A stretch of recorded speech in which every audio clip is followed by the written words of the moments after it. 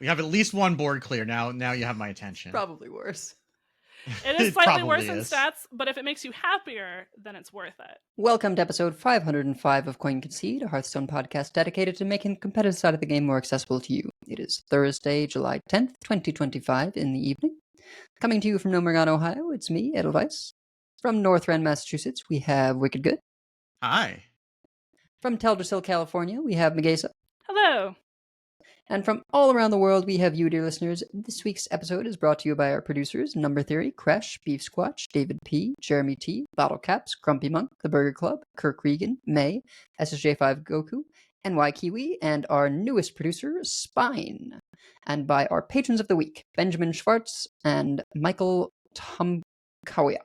I hope I got that right, both of those, because, yeah. You can go to patreon.com/CoinConcede to get perks like a thank you at the top of the show, bonus post-show content, early access to new episodes, one-on-one coaching sessions, and help support the show in the process.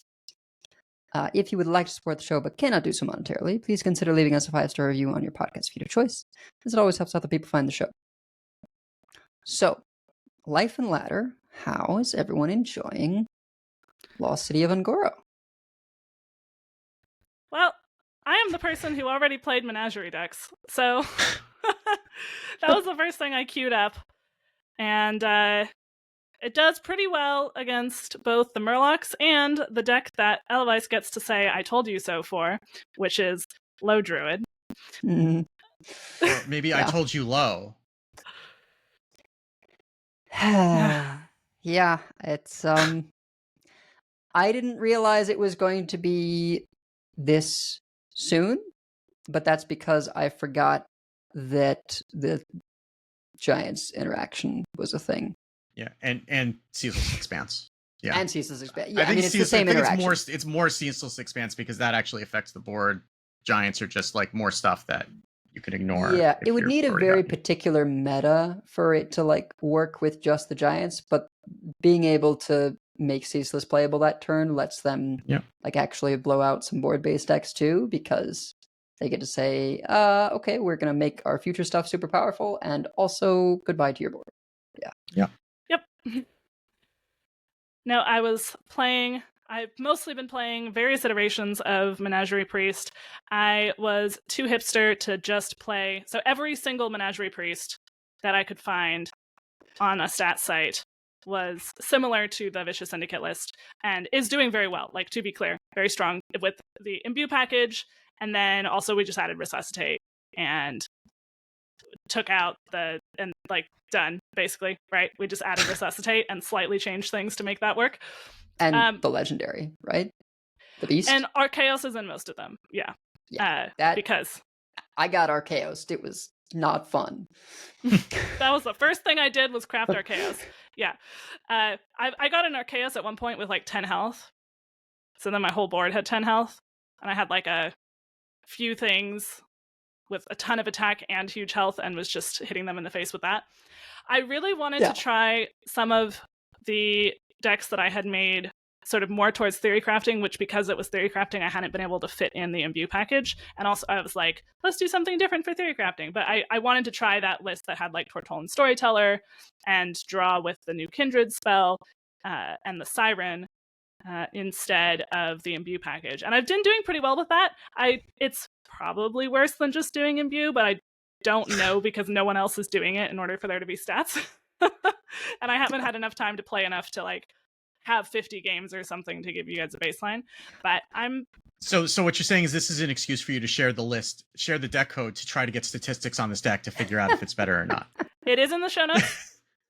Under deck explanations, we have a deck sheet with everything that we're going to talk about.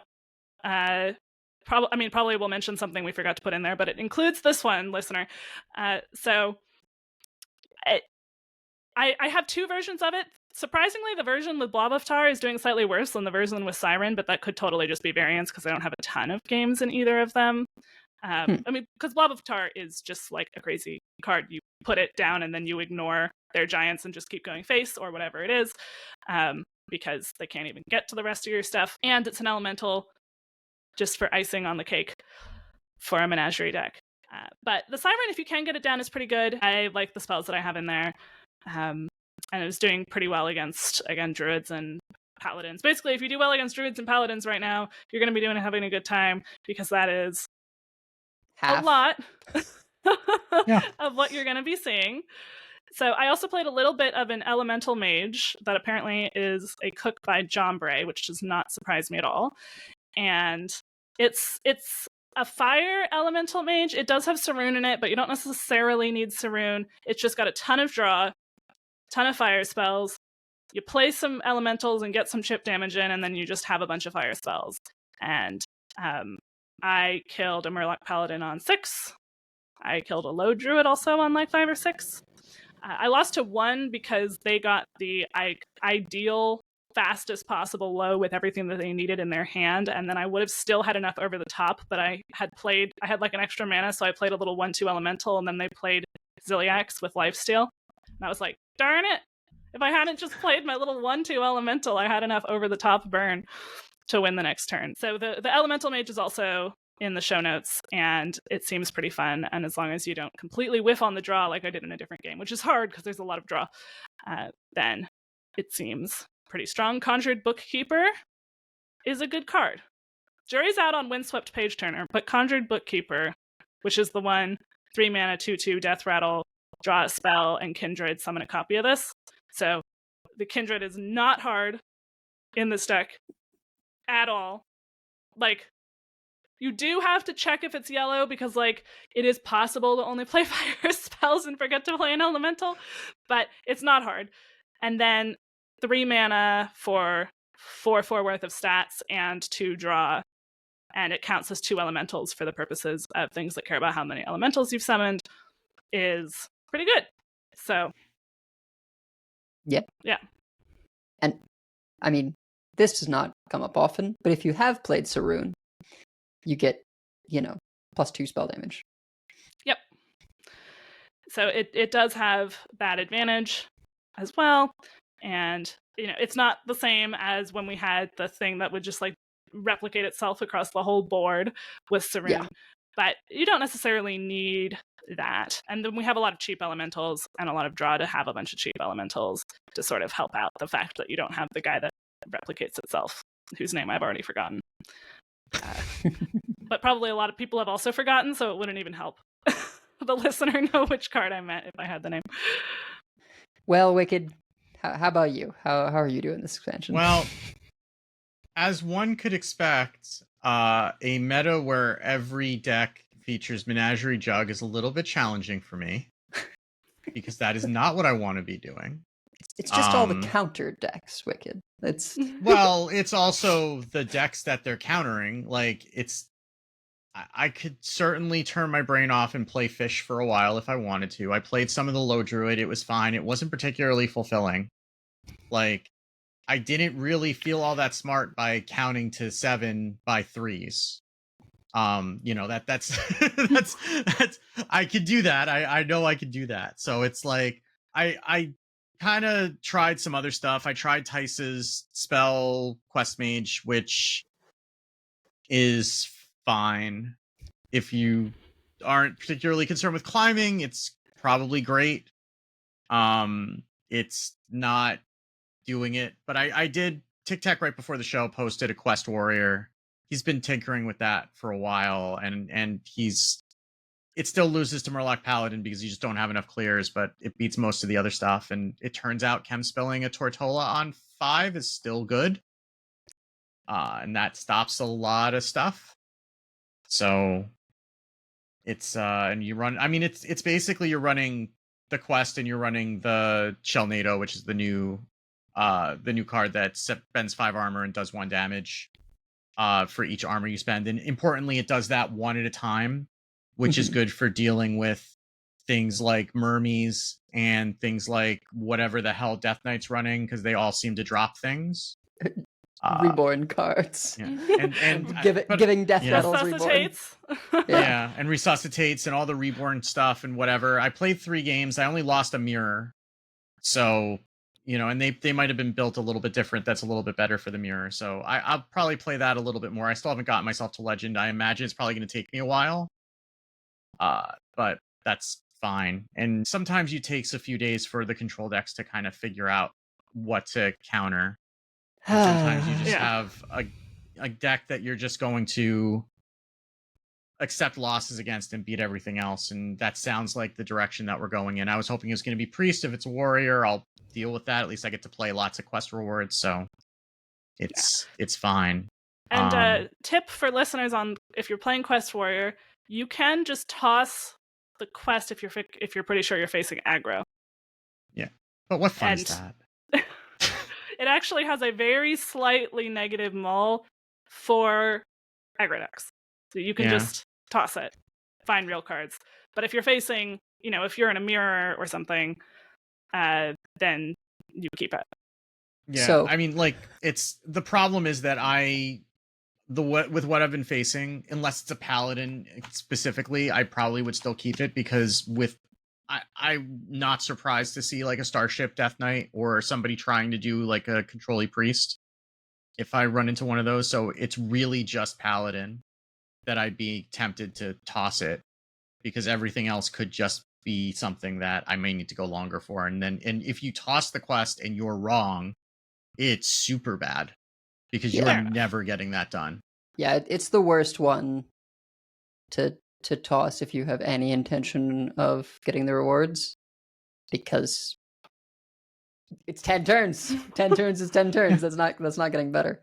On the other hand, so I started this expansion playing like quest DK, which is triple rune, right? It is blood unholy, and you must be running those. I sort of just determined that unless you are going to build a deck that like tries to really aggressively spend corpses, which is kind of difficult right now, you basically should toss the quest always, because you're like one corpse explosion and the two free things away from completing it. Like, corpse explosion just does so much work towards completing the quest, that in the matchups where you need, where you want it, it's just kind of it's a nice thing that you can throw down it later in the game and be like, okay, we'll complete this soon between corpse explosion and other things, or generated undead from Headless Horseman, because that's how long the game's gonna go if like you're gonna be doing this. So I was like, yeah, you actually just never keep the quest in this deck, because because like, even if you're going to complete it, you will do so pretty rapidly in the end game, by just like having a foam render, having the two free five corpse 4/3s, right, and corpse explosion. But even so, I was doing like pretty well with that early on. Maybe I was just getting lucky. Maybe people hadn't like fully refined things yet. But then, and I admit, I was like kind of spiraling. I did the thing where it was like new cards, and I played way too late into the night. Played till like 5 a.m. It's bad. Yeah, I just hit a point where it felt like everything had, if not infinite, just like such heavy value continuation, where it's like between Murloc, Paladin, Druid, like it doesn't have a ton of stuff, but carriers hit hard. And if you cannot clear them one time, like that's it. So yeah, that was kind of tough to try and deal with. And yeah, Murloc Paladins, like you sort of have to counter pressure, because Brain Gill means they don't run out of things. Like, unless they get pretty unlucky. Brain Gill just means they have stuff forever, because they'll find the submerged maps, and the map will give them extra Tyrannosauri, whatever, the 6/3. And any extras of those are just bad news, because they're like, almost a full quest tick and huge. I feel like there's a bunch of decks, in aggro decks, right, where it's like this snowball rolling down a hill, and it's getting bigger and bigger. And unless you like blow it to pieces before it gets to you. Yeah. It's gonna roll you over. Right. So you can't just like full out control them. You need to counter pressure, and that can be kind of limiting. Like I actually was wondering if that priest might serve again in sort of the like fog. Okay, now we kill you in one turn. Hey, it's Sleepy Resident. Let's get him back on the roster. Let's go. Yeah. Wilted OTK Priest, some of the lists do have positive win rates. We'll talk about it. And they're pretty similar to the Aviana thing, except for you don't have to see if you get Antonitis. Yeah, it's probably more consistent. Yeah. I did face one. They beat me because they get to, in the aggro matchup, just use it to clear a bunch of stuff and gain a bunch of life. Yeah. They can just use it. They don't need to kill you if they just run you out of stuff. Yeah. Right. I mean, that's, yeah.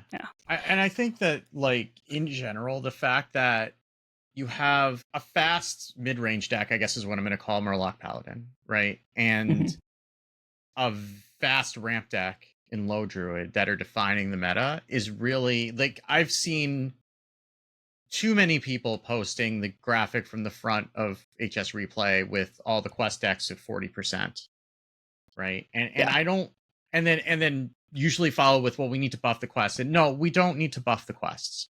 We need to slow the meta down a little bit, because maybe the both. Problem, I mean, maybe you need maybe you need to buff. So, like, the problem is it's such a thin line, right? Because if you buff the quests, they're going to be everywhere and they're going to be oppressive. But, like, so the reason, but the reason that the quests are underperforming is because they all generally take time to develop, and they don't get time, especially when they're down a card in the mulligan right now, with what is effectively a speed arms race with two decks that win by like turn 6 or 7, and then the decks that are trying to win before that to outrace them. There's no room for a deck that is going to give up a slot in the mulligan to be able to compete. I'm worried that if you just get Menagerie Jug, for example, and Murlocs, it's just grind piles all day long, not quest decks. I mean, that is what you're signing up for when you design 11 quests, I think. I don't think that the quests are necessarily grind piles. It's just that the quests don't win the game on them by themselves. Yeah. Yeah, and I think the fact that they don't win the game by themselves, or at least not in a timely fashion, right, not on the spot, the way that some of the quest lines did, is what's making the costs that quests have always been, right? Card in the mulligan and your turn 1. More expensive. And I'd be curious, I don't think they'll ever do this, but I'll propose it, if they were just like, yeah, the quest draw a card. Like, the quest, you have to keep it in your mulligan, but you play it and it draws you a card. Or make it a start a game effect. Like, it just starts in play rather than...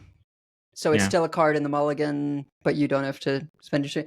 Like, those solve different problems, right? It's the things that want to get on board on one that care about the turn 1 being spent, and it's all of them that care about the card. Yeah, I mean, you could have it like draw a card on a slight delay. Like, again, I don't think that they'd be likely to do this, but, you know, it's like next turn draw a card or something, or like in 2 turns draw a card because next turn you spent 1 mana to play it anyway. You could also make, I think, more of the rewards automatic, the way that Paladins is, would be helpful for a lot of them. I mean, all of them, I think it would be helpful, some of them more than others, but, you know, like Mage, it's only 3 mana anyway, it wouldn't make a huge difference, I don't think. Yeah, with Mage, you may actually want to control when it gets played also, depending on what's in your hand. Mage, you probably don't want this, but something like Demon Hunter probably would, or just make the reward cheaper to play. I think Druid, would be helpful. if you just equipped the weapon, that would certainly be beneficial for the Druid quest, because you can still choose not to swing with it. But yeah, the Demon Hunter one and the Hunter one, like, yeah, you get a big minion, but it's still even 5 mana 8/8 is like hard to play. And they're not 5/5 5 mana 8/8s with Rush or 5 mana 8/8s with Taunt. The Warlock one, I think, is okay because you can play it and immediately use it and get a Rush or a Charge minion. Yeah, because like the Warrior one is effectively 10 mana, right? Because you have to play it and then you have to pay another 5 usually for one of the other quest rewards in order to get the value out of it. Because like the 8/8, the 5-mana 8/8 is not anything on its own. So like the only benefit is that it's putting 2 quests in your hand. Like that one also could be, hey, discover one of 2 quests, put that in immediately and put the other one in your hand or something, right? Yeah. Because like, I mean, yes, you're a control deck, but like you also can't always afford to spend 10 mana to play a quest reward that turn. And that can be a little bit, I lost a game today because of it. Like I lost a mirror because like they went first, right? So they got their quest reward first, and then I was on the back foot, and I couldn't afford to spend 10 mana on playing a quest reward when neither of them was Amara. Yeah. I'm just thinking, like, in terms of a thing that would solve a problem for all of them, which, I like that they're not like quest lines. I like that they're a little more like, here's a beneficial thing rather than a, like, immediate straight-up win condition. But I think we're maybe in a time where we just need to mitigate a little bit some of the costs, and a way to do that would be for them to draw you a card. And I think the way that if they touch something like Quest Paladin, is like, it could be move the quest to 6 ticks, but it could also be like move the dinosaur to 7, or like Brain Gill. Honestly, I think Brain Gill costing 4 would be or maybe you only buff played minions, not summon minions. That might still be kind of a lot. You could also like take the glider and have it say this turn, so you can't get the Tyrannigal on 4. Like I think. Oh, I didn't even realize it didn't say this turn. Oh gosh, I had no You've idea. Been exceptionally lucky then, because it seems like every Murloc Paladin I've seen since expansion launch had that turn 3, turn 4. Oh well, I mean, we know how my luck is, so that goes without saying, I think. But yeah. Yeah, I mean, but I think, like, actually the quest itself for Paladin is it may be fine, but the well-oiled machine that comes in the form of like Brain Gill and other stuff, because things are getting under it, right? And it doesn't do much on those first couple turns, right? And if they don't have quite so many cards, like, you can find windows to turn things against them, and so that's why I feel like hitting something like Brain Gill wouldn't be more important. But anyway, we're getting into other stuff. I will just quickly, from my end of my life ladder, say that I ultimately have found my happy place with a deck that runs Rambunctious Stuffy that I'll talk about in explanations. But I've also been playing Gloomhaven because it was on sale on Steam, and I was like, I never actually played this game, and I would struggle to get people together to play it in person, but it seems like it would go well on the Steam Deck, and it does. It's like D&D meets Fire Emblem.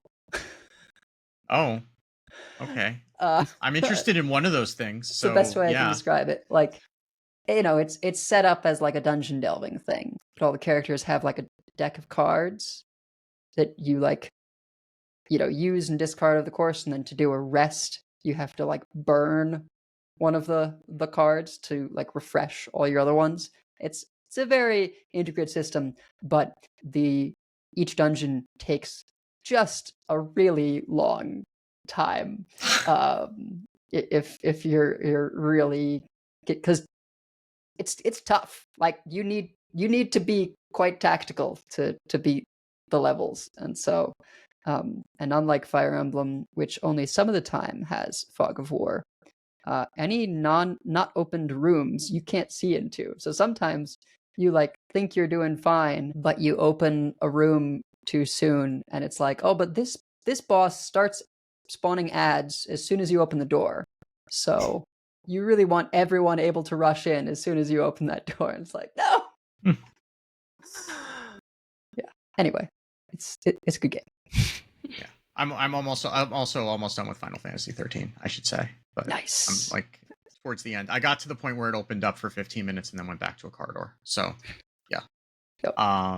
That is good. I'm hoping to finish it this week, but I'm also working from home next week, so I don't know if I'm gonna have a lot of time on the Steam Deck, but we will deal with that in time. But for now, we have some news that we need to discuss. Gadgets and Gazette always gets the scoop. Okay, so for starters, ETC has been banned in Wild. That is a thing that happened because there is some sort of an exploit. Celestalon shared this news because we don't have Ridiculous Hat to do that. So he shared that. It was actually on July 4th. We just banned ETC Ban Manager in Wild due to an exploit. Given the holiday weekend in the US, our communications on this issue will be limited. Thus, you're getting me high. We will unban it as soon as we can fix the exploit, but that won't be until we're back in the office next week. So we're not gonna. I was trying to look up what it was doing, and there's not a lot of information, which is probably a good thing because, don't run exploits. It's not worth. But that's a thing that happened. So if you were trying to run ETC in Wild over the weekend, that's why. That's why it's not there. 1:30 a.m. on July 4th. I mean, Celestalon also, as I understand it, doesn't sleep either. So that's not also entirely surprising, but yeah. Yeah. So we have the return of Talkstone. So this is a series that was being run in the interim between Masters Tour events, or maybe Grandmasters. I don't remember when the last time we had it, but it's been gone for a while. We got it back. It's TJ and Derek Brown just doing a talk show for about half an hour about competitive Hearthstone. And the one piece of news that did come out of that is that there will playoffs that they're going to stream. It's not open qualifiers. Playoffs. Yeah. Yeah, playoffs. Qualifiers That's would be too much. But the Yeah. playoffs is so once you make it through qualifiers, then there's like a top cut, right? And it's the people who make it out of playoffs that get to actually have that invite to the MT. Only a few people make it through that system. We didn't have streams for the first playoff event because I think, with everything being new, it was kind of important to have to kick things off with a bang and just like broadcast with the new production team and all the elements like for that Masters Tour, which I think went over pretty well. I saw a lot of positive feedback about the new production stuff. It was great working with them.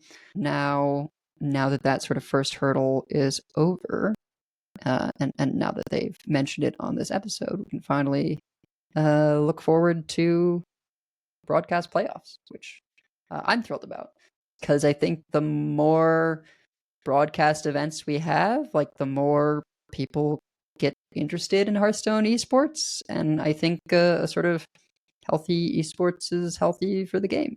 I don't know.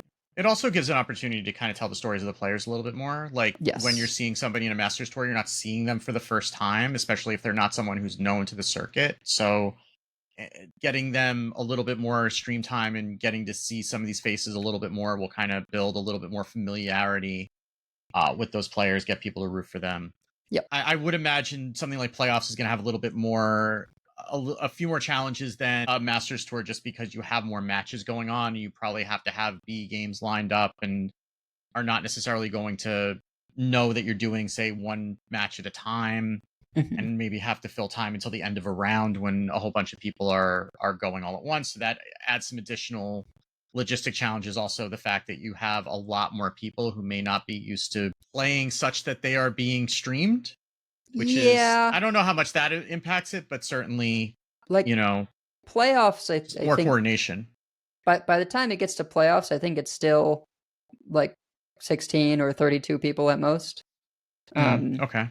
Yeah. Right. So it's not a huge number. I think that's part of how this is feasible.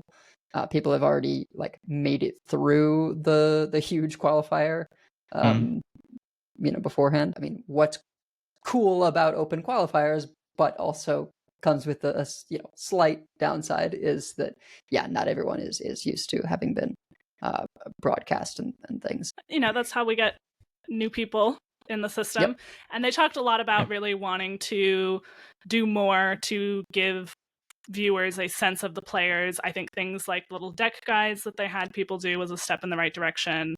The production Hopefully, Even though they were not necessarily bringing the decks they did a deck guide for, which hopefully will change that. But Yeah. it was still, they were really well done, and there was a lot more information, I think, in between the matches. And it also seemed like, from our perspective, that the casters had more immediate access to information. So, it seemed like the production team did a good job, which is also part of why waiting until the Masters Tour meant they had more time to get everything up and running. TJ and Exactly. Derek didn't come on until February, March of this year. So Yeah. they didn't have a lot of time.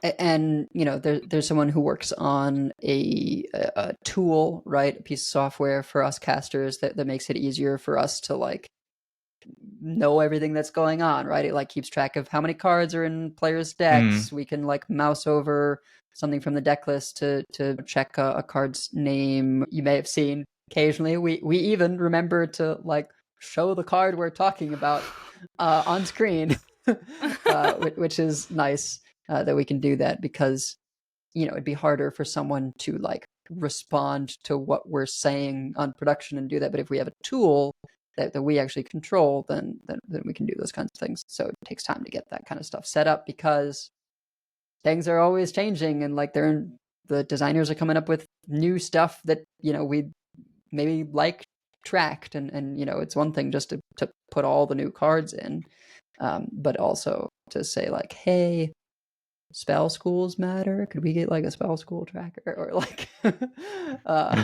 there's all those kinds of things. I guess also there is a bit of a difference between the people who are used to playing on stream and the people who aren't, and that's a very small group, right? So just getting people there, especially for the first time that you're playing on stream, there are definitely nerves, and it's a different experience than that you need to kind of get some comfort with, and it's hard to do that if there are no streamed events before the Masters Tour. So this is also going to be good for just kind of evening out that advantage, such as it is. I mean, at a certain point, everybody's going to have nerves at a certain point in a tournament, but certainly if you're in a top 8 situation and you have played on stream before versus somebody who hasn't, then that is going to be a slight advantage that you have. So this will be good for kind of evening that out as well. Not gonna lie, I used to get so much more nervous about playing than I do now about casting, and I think that would remain true, because people are very critical of play, of what's happening in the game. Mostly we get ignored as casters, right? Yeah, the comment section doesn't include a lot of it. It will respond to what you're saying. People are listening, but people are not critiquing the casters as much at all. Yeah, anywhere near as much. Yeah, as long as you're talking about the games, I think you're generally okay. I'm sure that some of the times that TJ and Lorinda would go off about oranges or whatever for 15 minutes, that it might have been a little bit different. But look, no promises when there's Blood Decay Mirror or something like that. I mean, you just need to learn to enjoy those things so that you can have things to say for 45 straight minutes or whatever. No, man, I don't know. There's whole portions that just don't matter. This is how those things happen. Is you'll have parts of games where it's just it really gets interesting at this point, and we'll turn the topic back around if relevant stuff starts to happen. But there are times where we're just messing around until the plays actually make a difference. I mean, if you've watched baseball broadcasts, they often end up going in that direction also, especially when the game is decided. Yeah. So on that topic of qualifiers, if you also would like to participate in said qualifiers, the signups are open for the next round of open qualifiers that are beginning on July 19th. So July 19th is this coming Saturday. Not this coming Saturday as we're recording it, but probably as you're listening to the podcast, it will be this coming Saturday. So if you are interested in doing that, you can register for those opens. There are still spots as of when we are recording this on July 10th. So there's going to be, looks like 2 weeks of qualifiers, and there are spots. So go ahead and get your spot claimed if that is something that you are wanting to do. Don't leave it to the last minute because there may not be room. And also the in-game event that we mentioned last week for Lost City of Ungoro is live, so go make sure to pick your Explorer and start doing those quests. And you'll have until the end of the month to finish that. One thing that's weird about them, it seems like, and I can't imagine this is intentional. I don't know for sure.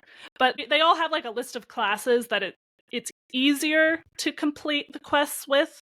It's not, you can play whatever you want and complete these quests. But some of the dailies are a little skewed towards particular classes. And that part I'm sure is intentional. But you also get 2 rerolls. So if you get a daily that says like play Death Knight and Warrior and you're like, no, I want to play Menagerie Jug, you can just re-roll it, right? That example, of course, was completely random. It had nothing to do with me.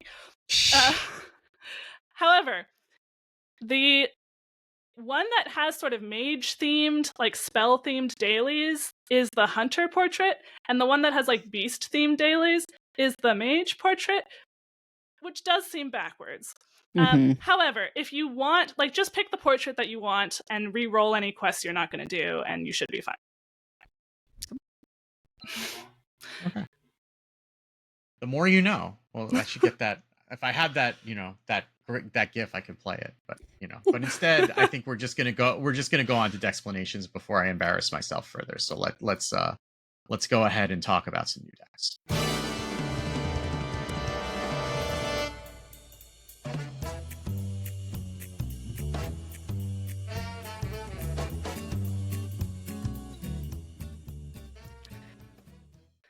All right, so as I've mentioned during Life and Ladder, we have a deck sheet with some examples of decks from the new meta.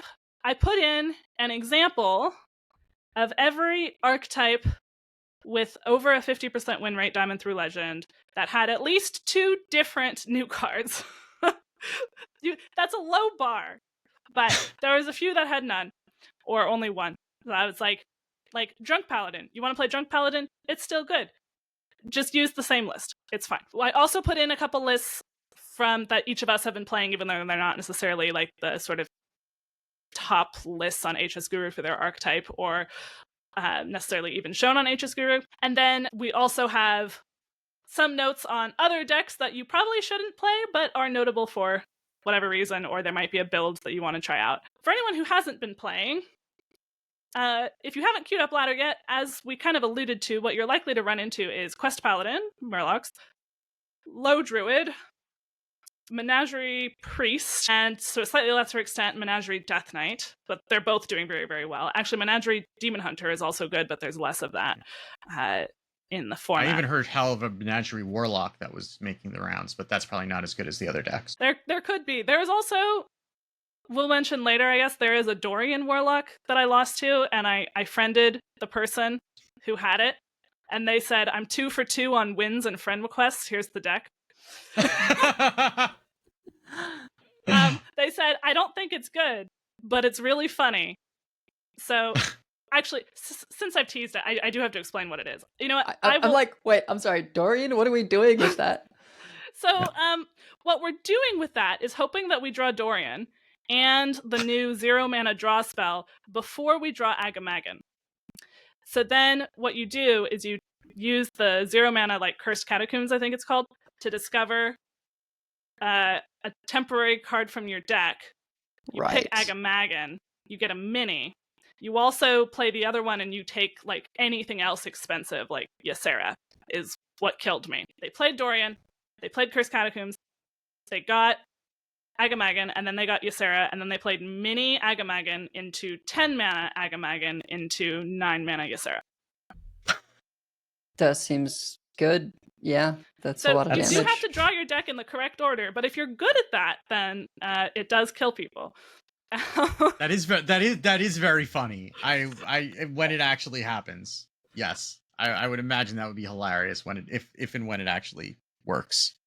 Donkey called it a Zerg Warlock in this because I'm sure that he hadn't seen it yet in order to archetype it, and it did have a little bit of Zerg stuff in it to not die while it's doing this. But I will put that in to the list. That reminds me, I saw a location Warlock on Aegis Top Decks somewhere, and I need to try that one out because it's it's fun, and you can what's exciting and new about location lock is Elise, and the fact that you can potentially get a 10 mana Death Rattle location, get it down to 1 durability, Yep. and then copy it twice. And yeah. pop it Yeah. with double Death Rattles. Yeah, that seems good. Like, you're not always going to get the Death Rattle, Yeah. but yeah. Seems fun. Okay, that I do have to check out. It's not my normal style of deck, but I'm gonna have to search until I can find something like that. I mean, you also still do the, like, summon Hydralisks thing and Yeah. play a Seaside Giants, right? Yeah, there might be another list of this Dorian Warlock, but I put the one that the person had made who beat me. So they won at least 2 games, me and the person before me. So there we go. And then they retired the deck. But yeah, I mean, in terms of Quest Paladin, there's different directions you can go. Probably anything is fine. I asked in the Discord, why is no one playing Grunty? And someone said, what do you mean? All the top decks on HS Guru have Grunty in them. And then I said, oh, because I'm killing them before turn 8, so I never see Grunty. That's why I don't think that there's Grunty in the deck. So Grunty is usually in the decks. Tyrannogil is, MVP. A lot of people are running Crusader Aura. Not every list, interestingly, is running Crusader Aura, but a lot of lists. And, you have Braingill, you have Submerged Map, you have Hot Spring Glider, you have Murloc War Leader. Some people have the weapon and some people don't. But it's like 25 cards at least is pretty similar. Yeah. I'm personally not a fan of Violet Treasuregill Hand of a Doll package. It feels kind of low value, and it's a real feels bad when your opening hand is the quest and 2 copies of Hand of a Doll. Well, which that, of course happened to me. That, or you play Treasuregill on 2 and it plays a map, and that's it, right? Because you're not going to be able to play the thing because it's turn 2, so you just get a Murloc. It would favor Curator much more over that, or like the 4-cost weapon, right? Just because it's a little more reach. It's 2 draws, right? Like the main thing is you're trying to add some extra draws in there. I just don't think that Treasuregill is worth it, particularly because if you do find the first map, a lot of times you can pick Violet Treasuregill off it, and that will draw you the other map. So, I don't know. There's also Finja that you can run in the list. This list isn't running Finja. Yeah, I do like Finja. Finja by the time you play Finja, he's big and he's going to kill something by the time that he gets to attack. And as you said, Hand of a Doll in a deck that is skipping turn 1 most of the time is less good. When you draw it and have to play it honestly, it feels pretty bad because that could be like 2, 3, 4 Murlocs. Depending, and instead you're playing a card that's making your Murloc slightly bigger and drawing you a card, and it's not that great. Yeah, I personally like an amalgam also, right? Like, basically my build version was like, you've got 1 to 2 amalgams and Curator. The Tyrannogills are beasts as well as Murlocs. Beast undead, right? Oh, it doesn't matter for Curator. Yeah, no, Curator cares about Beast, Dragon, Murloc. Yeah. One day they'll update Curator so that it's playable again by just saying 3 different minion types. That might almost make it. So many things have like 2 minion types now. You might have to drop it to 2, but if you made it really flexible. Looking at like the matchup spread, if you're playing Quest Paladin, the reason why there's a lot of Menagerie decks running around is because Quest Paladin is by far the most popular deck. And Menagerie Priest, Menagerie Death Knight, and Demon Hunters, not Quest Demon Hunters, but like Hog Demon Hunters, Menagerie Demon Hunters, really beat up hard on the Quest Paladin. And the Quest Paladin is about even, maybe a little positive, into Druid. But it really destroys like warriors. It really destroys slow decks in general. So that is part of why the really fast decks are also doing well, is because not only do they have Paladin as food, but they don't have slower decks with good clears. Because the slower decks with good clears are being really held back by the quest paladin. I do think like if you hit the aggro, you have to hit the quest paladin. And I also would hope that I went on a little bit of a conversation in the Discord about how I think there's so much, like, tons of armor gain. We're not seeing a lot in this exact meta right this second. Yeah. But I think it could definitely come back into being an issue, and it creates this like arms race where because there's so much armor, anything with burn or just damage has to be able to do so much damage. Yeah. And then that makes the armor classes like need even more armor, and it just like spirals in a way that I think is not helpful. So I feel like we have to like slowly de-escalate a little bit. And so, you know, something with the starship armor or something like that. I think this is a tricky balance patch that they have coming up. Yeah. I'm going to be curious to see what they decide to do, because there's a lot of different ways that they could approach this. But I would hope, and I'm sure it is on their radar, and I would hope they consider just like really grindy armor. And I also feel like that type of really grindy armor deck doesn't really like even make someone like Wicked that happy, because it just rewards drawing cards and playing tons of cards that give you armor instead of meeting out your resources, which is really what it sounds like you enjoy Wicked is like. Yeah. And I mean, the problem with the Murloc Paladin for a control deck is just that they all leave stuff behind, and the stuff that's left behind gets buffed. Right. So it's like you're never really able to clear a board because we don't have mass silence, right? I'm gonna pour another one out for Shard of the Naru as I do often, because even though it wouldn't do anything against the buffs, at least just getting the Tyrannogils to not drop guys, getting the Mermies to not drop guys, right? That adds up after a while. Like even if you just have like 2 minions left over, those are 6/6s or 7/7s.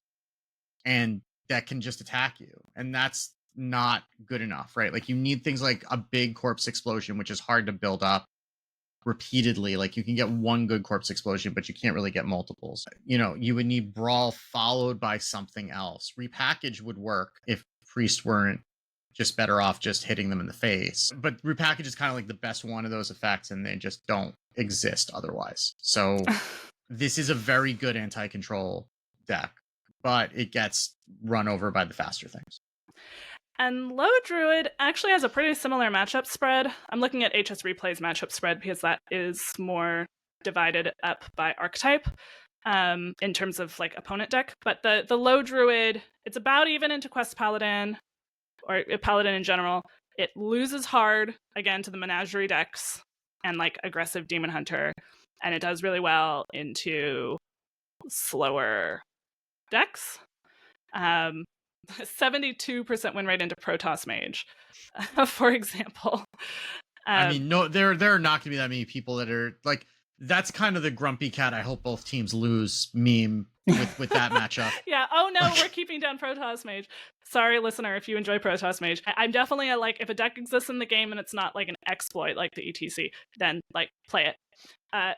But the Loh Druid has a similar matchup spread, which is again why we're seeing all the Menageries and not some of the other things. And the Loh Druid, we kind of described how it works, but basically you have lots of minion tutors and you have lots of ramp and you get low down as soon as possible, and then you can play Ceaseless if you need to clear the board, and then you can drop a couple of giants, or you can also, you know, you have Ziliax, you have Cenarius in some of the lists, you have large things, Fyrak, and importantly the carriers from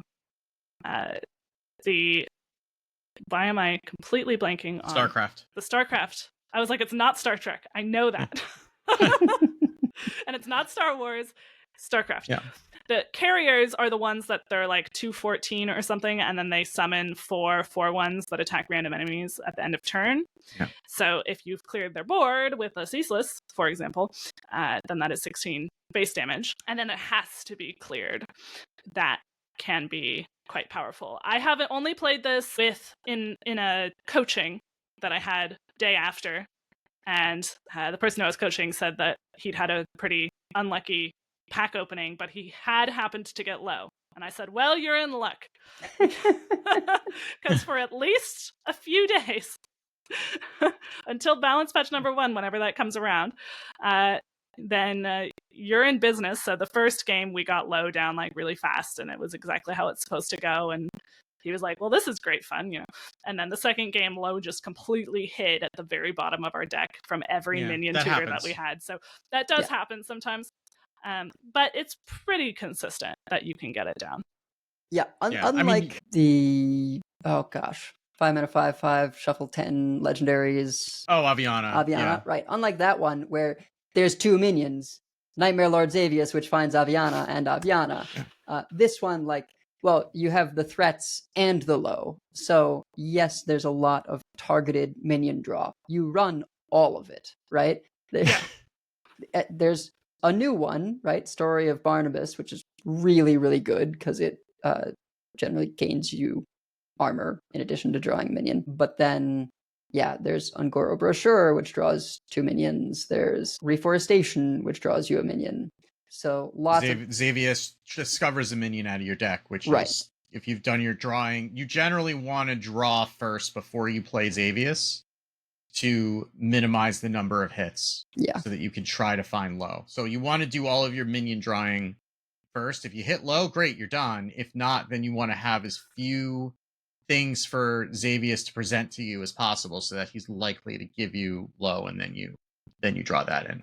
And then you're golden. Because if you do not have Loh on 7 mana, you are in for a world of hurt. You literally cannot play carrier. Yeah, there is no other way to discount carrier. The initial...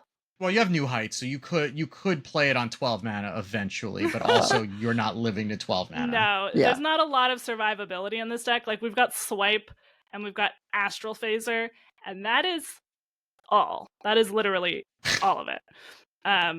Until you've got Loh down. So, you do need to find your Loh. So if you're exceptionally bad at drawing the minion you want, and of course, all of this is random, but if that really is something that's going to be a deal breaker for you, do be aware of that with this deck. But if you liked... I find it a little bit less egregious than Dungar Druid, but that's probably only because I haven't played against it. I've only played against it for 2 days. Yeah, I think because the spike is not as big, and it's not one time. That sounds weird to say. That sounds like isn't that worse, right? If it's not just one time. But it's like Dungar was, you get out the thing, and the thing does crazy stuff, right? It pulls out 3 huge minions that are all absurd. But in this case, it's like you play Loh, maybe you play Ceaseless, maybe you play some Giants, right? I've seen some running Cenarius. Looks like this one that you're showing doesn't. I think there's there is that balance of you want threats, but you need sort of a balance of threats to actually being able to find Loh. But even with the reduction to 5, it takes a while before they can play 2 things in a turn, barring the Giants, right? So it's they play Ziliax, they play a carrier, they play Fireact, which I don't know, it feels to me somewhat better than just Dungar. Huge, hard to clear stuff, because that stuff was like Space Rock, which summons a whole bunch of things. Yeah. Or the elusive taunt that you had to chew through, right? I think the big and it was difference Hydration Station. This does not have Hydration Station. And it was Hydration Station, so you're doing it again, right? I think the big difference with this deck is, do you have Ceaseless in your Expanse in your hand or don't you? Because it feels a lot more fair if you're just playing Loh and you don't have any Giants and you don't have Ceaseless, then you're playing a 7-mana 5/5 and you're passing. That's not good. So you really it really does matter, what do you have along with Loh? Do you have, even just sometimes just having one play? House Giant is not great if you're facing down a huge board of angry Murlocs or Stuffies or whatever the hell Menagerie decks are throwing at you at that point. Because you don't have a taunt you can play with him on that turn. So it's really, you have 2 8/8s that don't affect the board, and you have Ceaseless Expanse is the only way you can impact the board. If you don't have that, then you're basically, your opponent's just going to say, okay, cool, nice 5/5, nice 8/8, and hit you in the face. And you need to have enough life left to be able to survive that, which you're not running armor gain, you're not running healing, you're not running anything except stuff to help you find low immediately, because that's your entire game plan and reason for living. Yeah. So. If you survive that turn and you have Twin Perfect Ziliax, that's your taunt and healing, but you can't play that on the turn you play low. So I'm hearing that the balance for low is just to add the text, you can't play additional minions this turn. Or they change the way that Ceaseless works with discounts, which they could. I'm not banking on that, but like, this is not the first time that we've seen this get abused, and it might be the kind of thing where no, you really need to get 125 worth of stuff done before you can play it, which is not unreasonable either. When low says your minions cost 5, your minions cost 5. They can't be discounted further. Yeah. Right? I don't know they if could that change would be... the layers or however that works. Yeah. Right. Because back when Naga Sandwich was the original one. Naga Sandwich was the it didn't do the same thing. Gotcha. Well, yeah. When that was a thing that broke wild for a bit. Yeah, it was a 5 mana 5/5 that basically said your giants cost 0. And because it was wild, there are giants everywhere. So yeah, I haven't checked. I would assume that low is doing something similar because there's more ramp in wild, but also stuff is faster, so who knows. But yeah, that got nerfed to 8 mana. That card. Yeah. So I think they have options with the Loh Druid. And again, these things have... I feel like Loh Druid is not as egregious as Dungar, and there are counters to it, obviously, but it's just a matter of meta warping, even if it's not a power outlier per se. And that's somewhat similar to the Quest Paladin. When popularity is that high, and going with it, their effectiveness in certain matchups, right? Like, they set a speed limit for the format, which is you've got to win by like turn 6, right? Like, you need to have a way of closing out the game by the time Tyrannosaur is played in Paladin, because that's when the snowball starts to get out of control, or by the time Druid plays low, right? Like, because the turn they play it, you might be okay, but then the turn after, they might play Ziliax, they might play Carrier, and so it's really like, can you set up to lethal them after that turn? Yeah. Occasionally you can get past there, but both of them have an engine that is very likely to get over the finish line, even if you have pretty good defensive tools.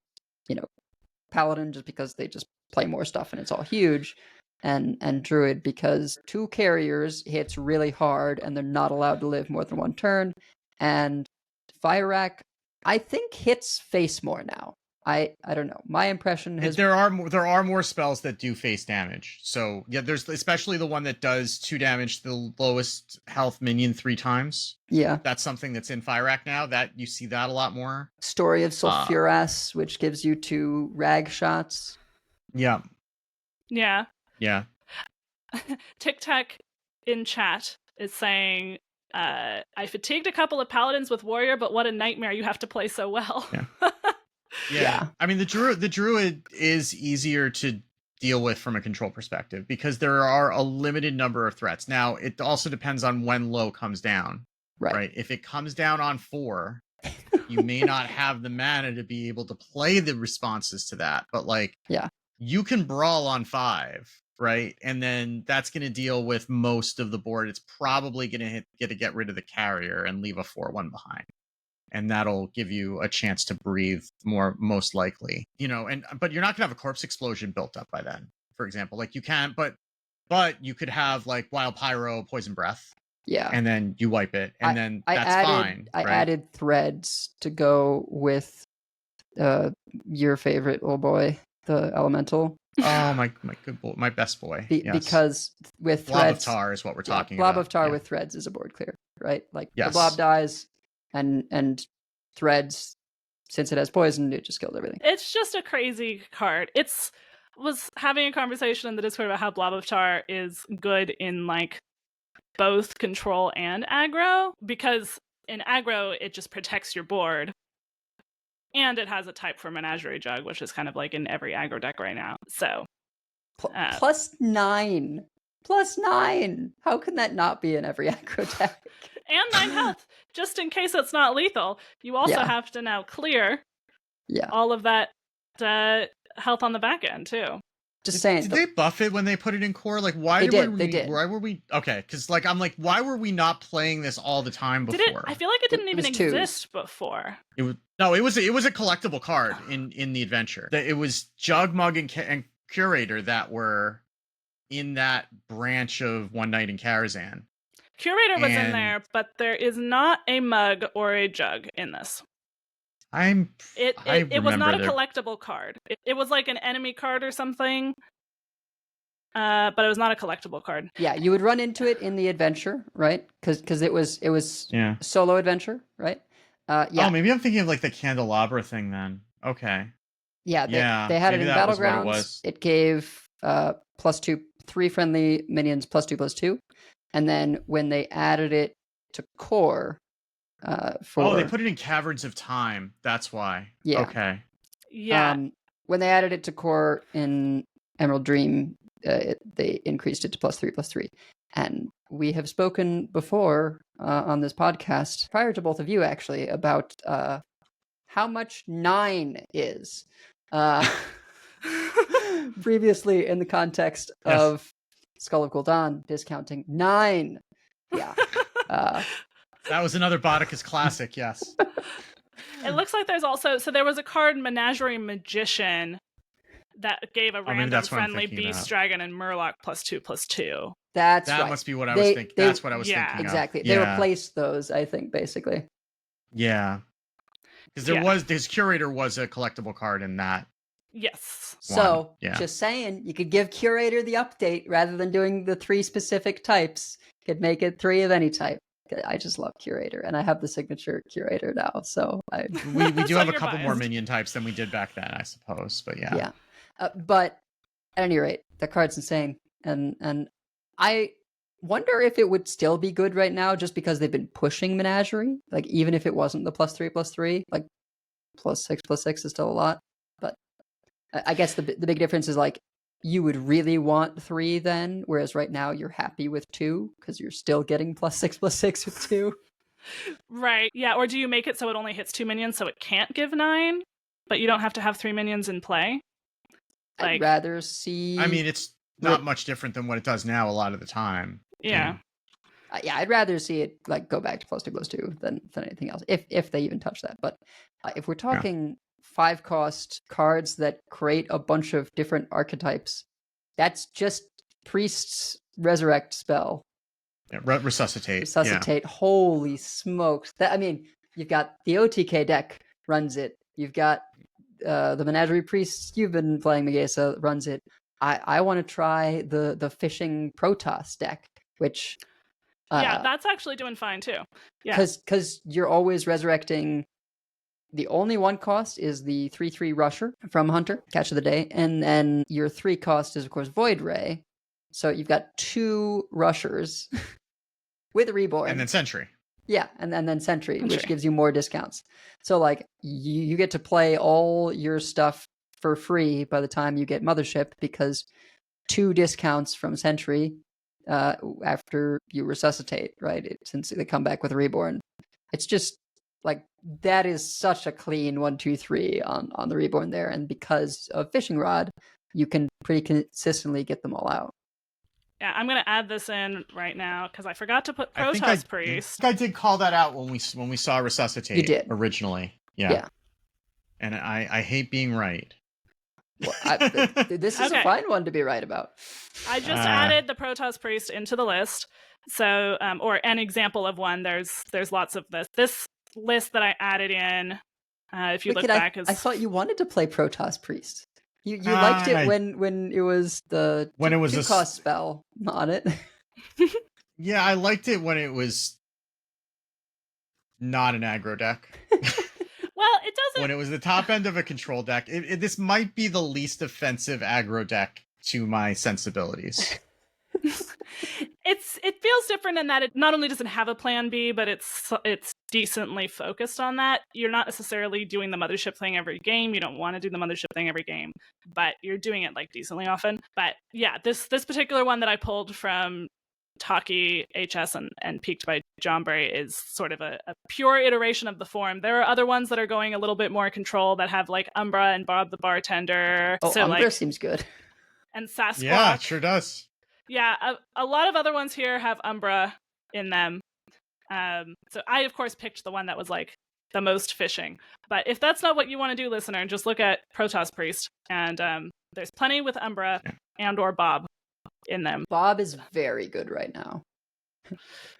Really, Freeze is really good right now. Yeah, it sure is. I think you sacrifice too much going triple Frost for Frostworm's Fury, but if there were a good Frostworm's Fury deck, like, it would be particularly potent because that's right around where you want to start freezing the board, and being able to freeze Murloc Paladin or Druid is a good way to present counter pressure. As long as they don't have a lot of empty board spots for carrier chips, the Druid. But yeah, that would be the only thing. Well, it's like they play carrier, right? And then you freeze all the freeze all the ships stuff instead of removing them. Yeah.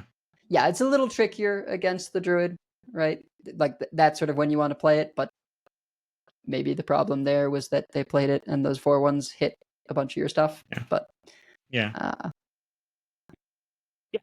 I added in another Protoss Priest that runs Umbra and Bob and Shadow Word Ruin, 1 copy. Shadow Word. Okay, now we're having a conversation if Shadow Word Ruin's in the deck. Now I'm more interested. If it's now in the list, you can take a look. You have at least one board clear now. Now you have my attention. Probably worse. It is slightly worse in stats, but if it makes you happier, then it's worth it. I mean, Shadow Word Ruin is. So we're looking at the stats for this one that Taki and Johnbury were running, and Druid is the worst matchup, and it's not close, right? Uh-huh. So if that's the case, then running Shadow Word Ruin helps that matchup without hurting you against a lot of the other things that are in the meta. That's probably true. Yeah. I'm sorry to tell you though, the Druid matchup's not better for the other one that I just had here with Shadow Word Ruin. Nah. Darn. I mean, but you're telling me there's a chance. Let me check this other one that has Shadow Word Ruin in it. See, it's still about the same, about 40%. It might. I could see it being. How about against Paladin? Is it like even better against Paladin? It is. Let's see. This particular one that I put in the list. The Taki list is already 56.5% against.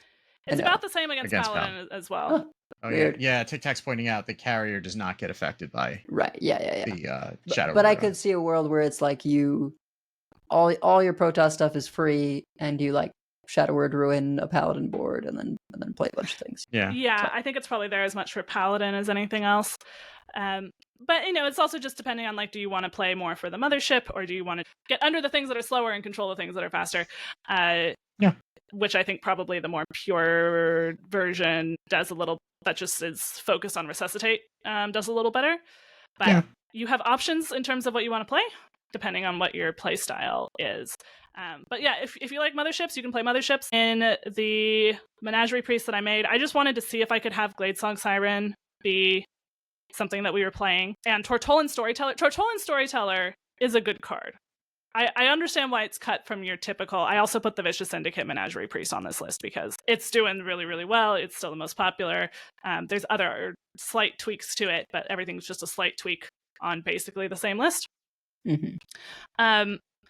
This one, if we're not doing Imbue, we need more draw, so I put Engraved on Sunbloom. If we have Graved on Sunbloom, we need like Power Word Shield, in addition to our Orbital Halos.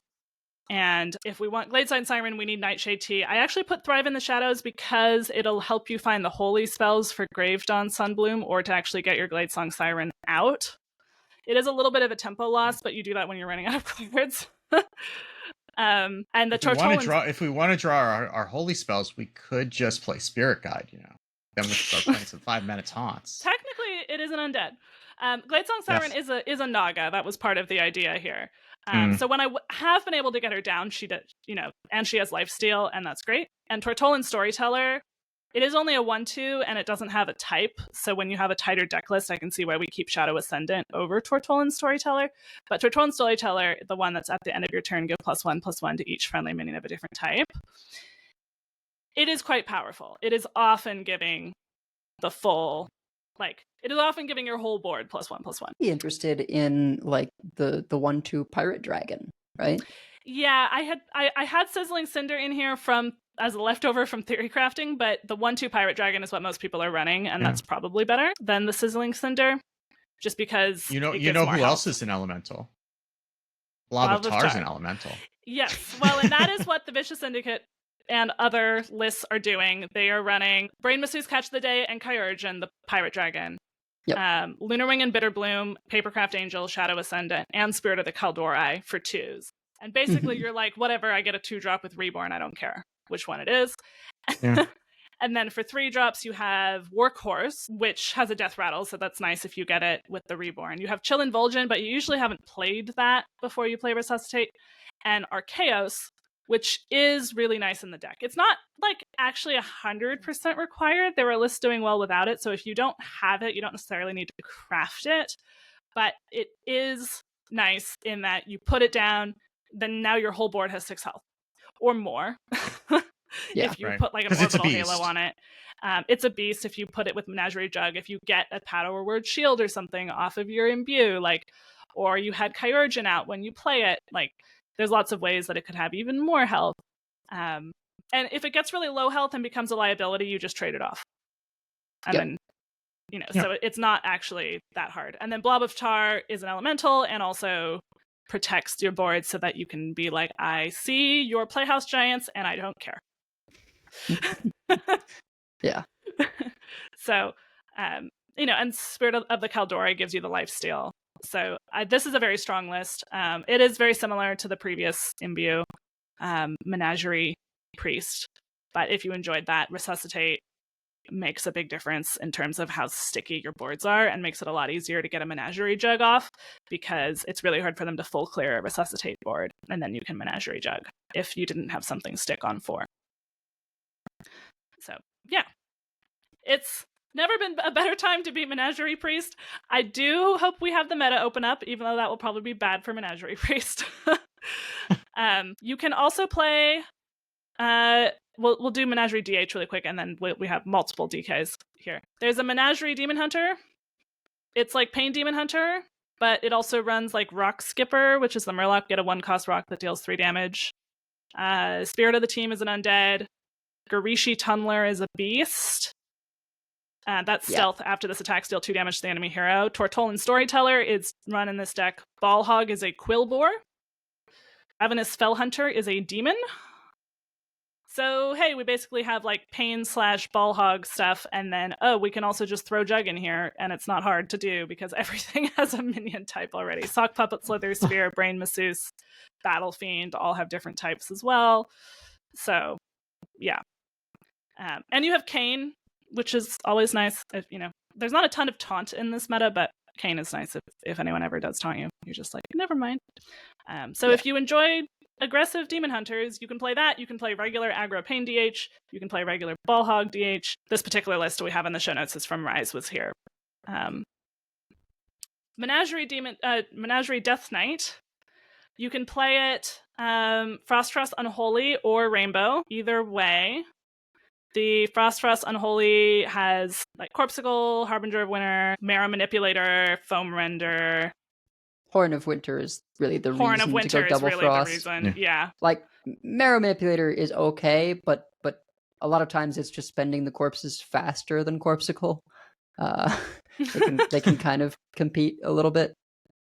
But yeah, Horn of Winter is just really, really good.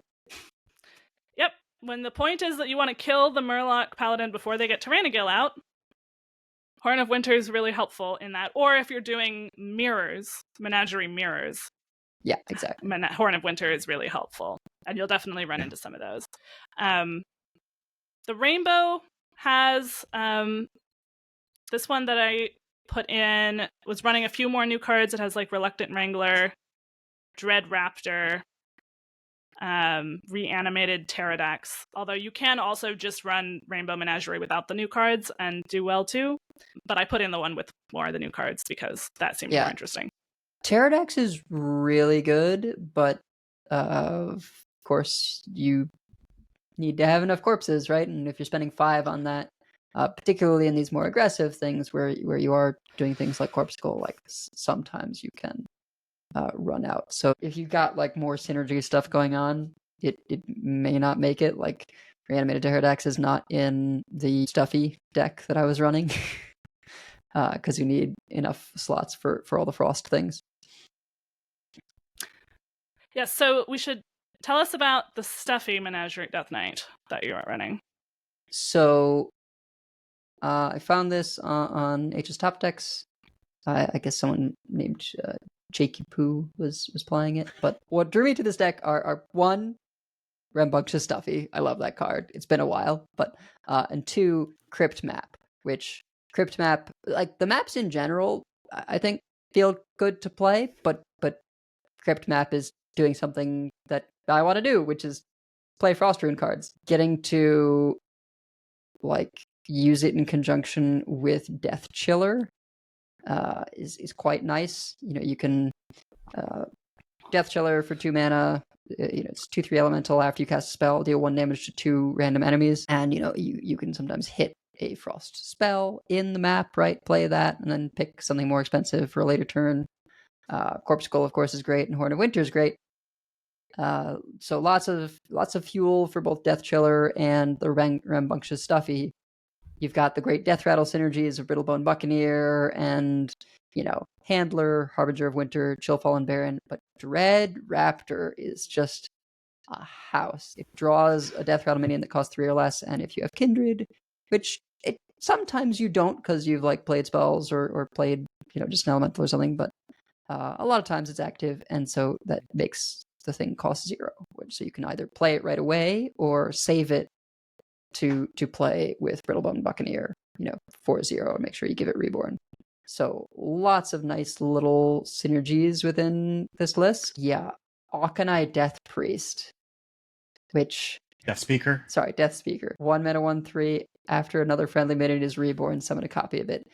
You can clear boards with Rambunctious Stuffy that an aggro deck should not be able to clear, but because you go like Auchenai Death Speaker, Rambunctious Stuffy, Horn of Winter, and Corpse Skull, right? Like that is just 2 frost spells, right? But the Stuffy will get reborn from the Horn, so you swing in, now you've got 2 more, and then you Corpse Skull something, and they both get reborn again, which then will bring you up to 4 Stuffies. Like, it's so much clear. It's really, really crazy. That is 7 Stuffies. Yeah. With 2 spells. Yeah. Which also then means a lot of corpses to keep you topped off for like Mara Manipulator or Corpse Skull. And, you know, Crypt Map can discover additional like Mara Manipulators or other things that might spend corpses. So, yeah, I love that little synergy so much. It is worth mentioning for this list also is that it's incredibly cheap. It is in terms of dust. It is 1,760 dust for the entire list. There are 2 epics, which are the Auchenai Death Speakers. There are like 7 rares, and the rest of it is all commons. So if you want to try this deck, it is not going to be a huge investment for you to craft. You probably have most of it anyway. I'm sure that some of these are core cards or cards that you already have, right? Like you probably have 2 copies of Horizon's Edge, Mara Manipulators in core. I don't remember when Death Chiller was, but that's been around a while. You probably have 2 Brittlebone Buccaneers, right? So it's really like the Dread Raptors and the Auchenai Death Speakers are really going to be most of what you're going to have to craft for this deck, and then you're off to the races. Yeah. And the Auchenai Death Speakers like happen to be Draenei. Like I can see how for control decks playing against Menagerie decks would be very frustrating because any board ever could just suddenly get big on you, especially with the double minion tags. But for right now, it's very good, and most of the Menagerie decks are quite cheap, or the ones that have like Dream Planner Zephrys in it. Like, you don't need Dream Planner Zephrys. It is nice. Yeah. And that is a he is an elemental, right?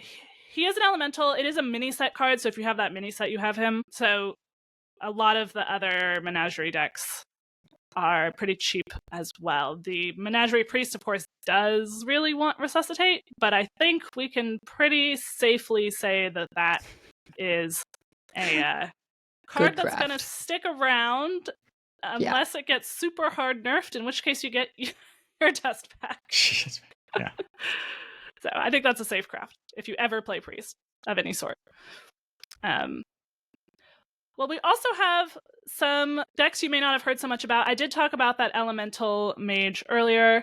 So we don't necessarily need to go through it again, but it was pretty fun. Especially, if you have Saroon.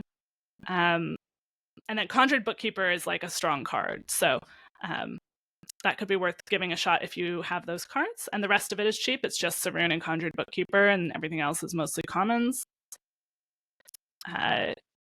There is Handbuff Hunter. I have one here from World 8.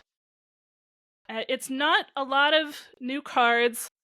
It is running Supreme Dinomancy. I guess technically this only has one new card in it, so it went against my saying that I was going to have 2 new cards. But it's a little different. Some of these cards may be new to you.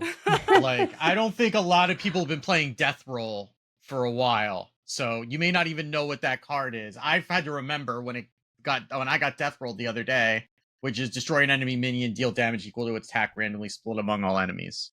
That's a card that's been there for a year. You've probably seen it maybe twice. So some of these may be new to you anyway.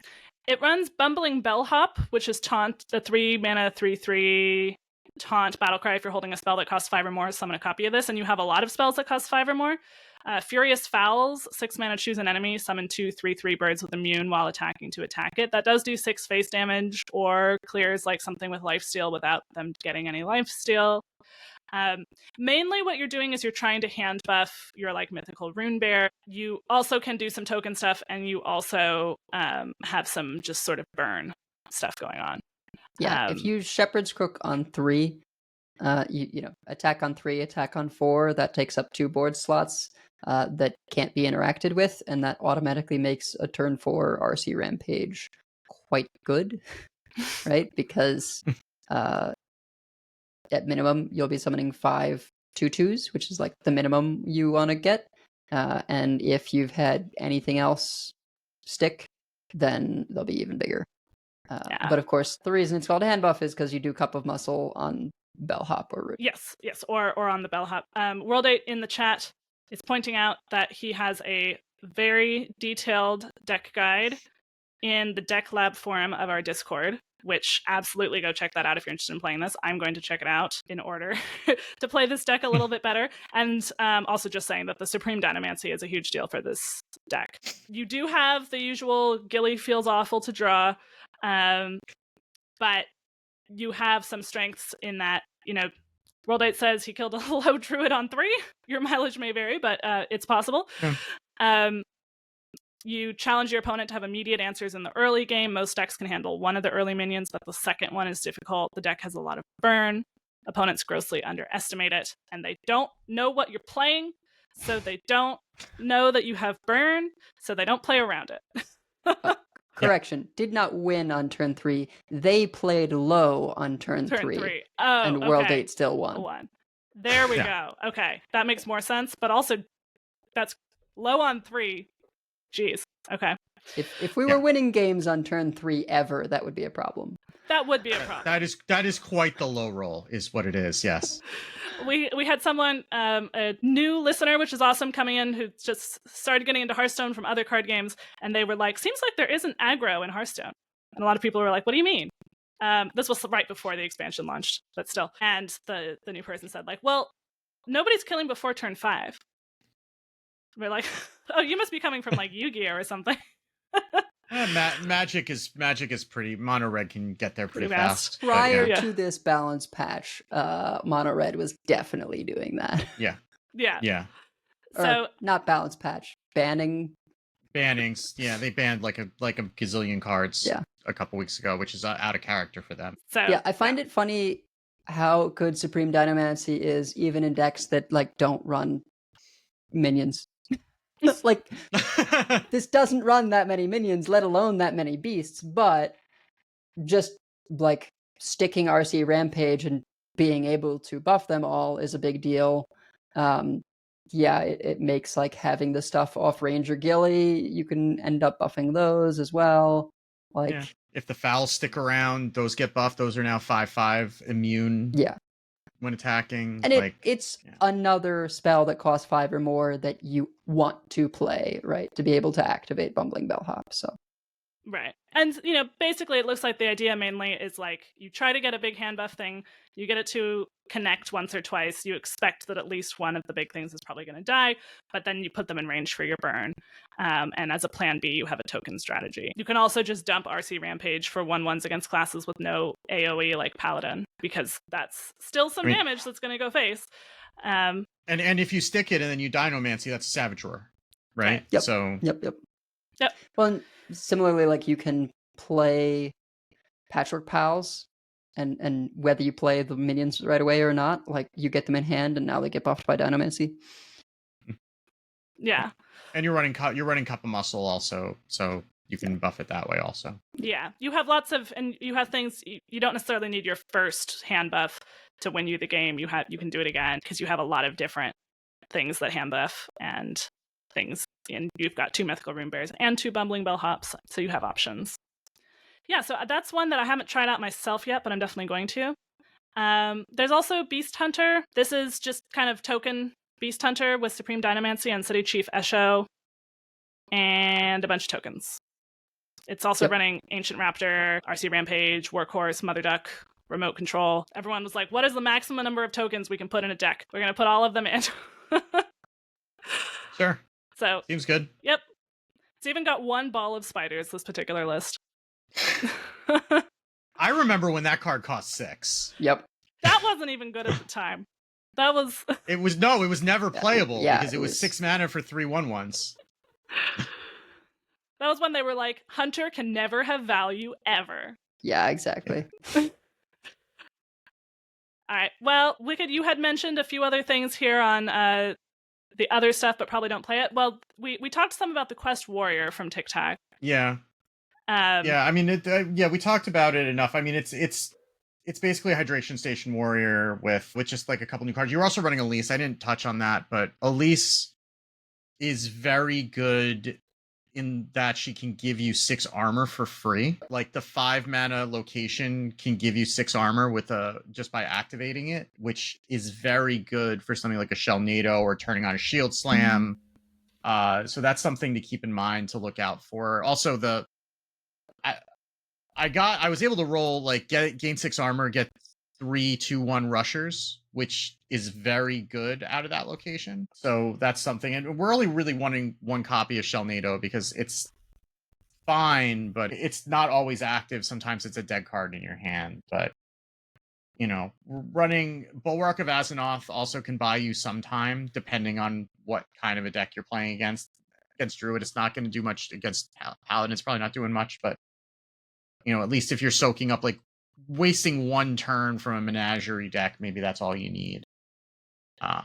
And sometimes you get to turn 10 and you get to play the quest, and then you get to do quest things. And the quest rewards vary, depending on what the situation is. Like they work together if you're going to draw the whole thing, but you're probably not unless you're in a mirror, and then you're hating life anyway. So it's kind of what you would expect from a control deck at this point. It's got enough stuff to fuel Hydration Station, and sometimes you just can't spell a Tortola and you win.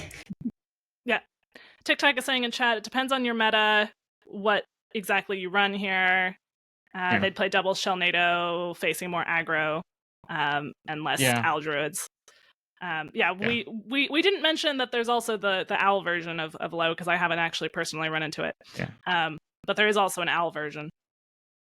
Yeah, someone shared that with me when I was streaming on Tuesday night, and I said I cannot mentally handle multiplication at this point in the evening. Yeah, but that also does exist. Yeah. So be careful out there, listener. Yeah. Still early days, so like all this subject to change. Very much subject to change. Things always change after the first couple of days. At a certain point, we'll see a balance change eventually. TikTok is saying the Owl version of Loh Druid is the most played at top legend and farms warrior, hence why we have double rat and bulwark. Yeah, okay. That makes more sense, yeah. Yep. Because I was wondering what on earth we were ratting when I was playing it. Dude. All I was seeing was aggro, and I didn't want to, like, every time I would try to play a rat, I'd pull out the beast from Murloc Paladin. I'm like, what? And just hating life. Top Because it buffs it anyway with the rat, because you're summoning another minion and it just gets buffed from the quest, so it's just like adding insult to injury. Top legend basically is just just something a to throw different into a brawl world. for me. Yeah. Top legend is a different world. So yes, if you're playing this not at top legend, you can change out some cards depending on whatever you're saying. Ratting a Tyrannogale definitely seems non-ideal. No, I would not recommend the experience. No. Yeah, instead you can have like a second Shellnado, second hostile invader if you're facing more aggressive stuff. Yeah, that would probably be more like what you're looking for, and you probably want to work Bob in for the freeze as well. Also, just an additional "I told you so," like already Aulonius. You called both of those things. In fairness, that's just like if it's got a druid card border, then you're gonna say that it's gonna do harm to you, and you're probably gonna be right more often than not. Anyway. Yep. So. Anyway, we have many folks we'd like to thank. Check out the thanks section on the website at Concede.com. We can also find our contact info, our show notes, and our Patreon information. You can monetarily support our show at patreon.com/Concede. Join us every week live by following us on Twitch at twitch.concede.com, and subscribe to us on YouTube at youtube.com/@CoinConcede. Join our community chats in our Discord at discord.coinconcede.com, and write into our email at coinconcede@gmail.com. Follow us on Blue Sky at CoinConcede, and if you'd like some CC swag, head on over to our shop at shop.coinconcede.com. So, CoinConcedes, I'm going to do a real quick CoinConcede to Cantaloupe. Haven't been doing Twitch much in like a long time. Just been more on sort of the YouTube train, because there's a lot of YouTube content I consume. Some of it is honestly MSNBC, but yeah. That's not good for you. Don't do that. Like, look, oh God, what is it? The last word is it's a good program. Anyway, I just, Cantaloupe's a good dude, and he was playing standard. He was playing Menagerie Death Knight, but a really nice thing he talked about that I think is important to remember is like, yeah, it turns out you're happy about the game when you play all the modes. He's like, I like New Arena, and so now if I am not enjoying Standard, I'm gonna play New Arena, and I'm like, yeah, right there with you. So really glad that that he's enjoying the Arena revamp, same as I am, and good people. I want to thank you to TikTok and Contact for their subs during the show. I will Concede. I haven't actually listened to this episode yet, but Pilot was saying that on Bread and Butter, they had an interesting looking episode that I definitely want to listen to with Ron Mexico and Pocket Train talking about Discover and how you can really strategize around that. Certainly, Pocket is one of the best discoverers. Naga Mage being the prime example. I also wanted to shout out Alkali and other community managers that we've had. When we were talking about all of the incredible things that Hat has done, I did want to include that the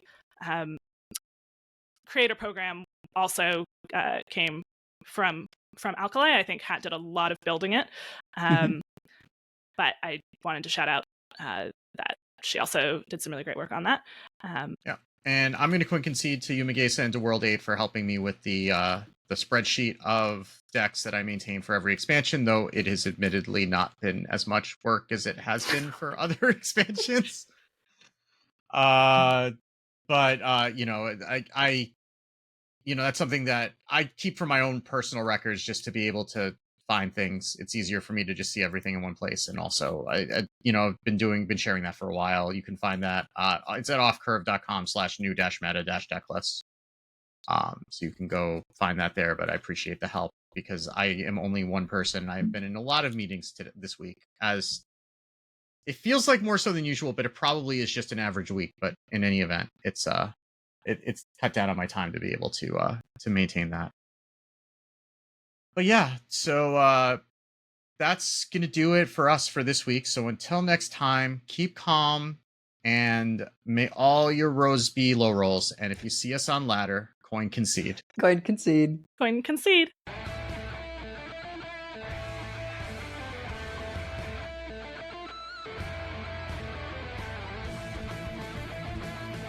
All life must end. I yield for now.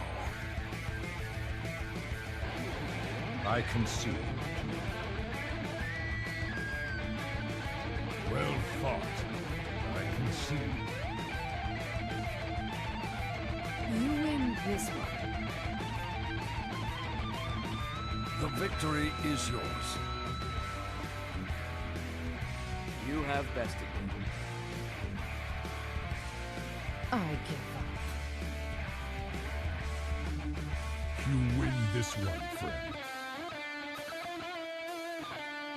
You win this time. I choose death.